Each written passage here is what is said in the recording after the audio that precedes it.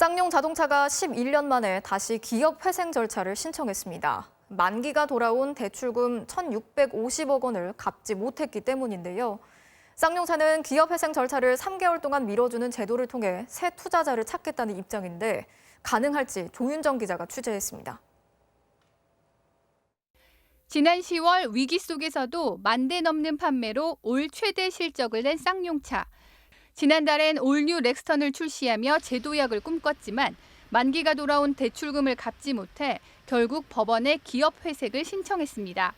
지난 15일 외국계 금융기관에 연체한 600억 원에 오늘이 만기였던 산업은행 900억 원, 우리은행 150억 원까지 못 갚은 빚이 1,650억 원에 이릅니다.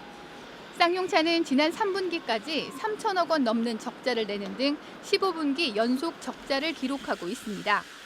쌍용차인 경우에는 SUV라는 차종의 한계성, 사라져가는 디젤 엔진의 어떤 한계성, 정부에서도 들어갈 수 있는 명분이 지금 현재는 없어요. 대주주인 마인드라는 더 이상의 투자는 없다며 지원을 포기한 상황.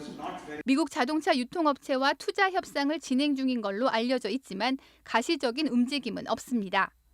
We continue to stay firm with the view that we're not going to invest anymore. SsangYong is looking at a potential investor.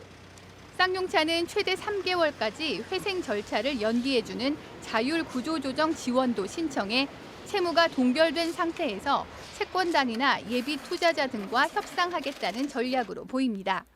정부도 지원에 소극적인 입장이다 보니 이 기간 동안 새로운 투자자를 찾아내느냐가 결국 쌍용차의 앞날을 결정할 전망입니다.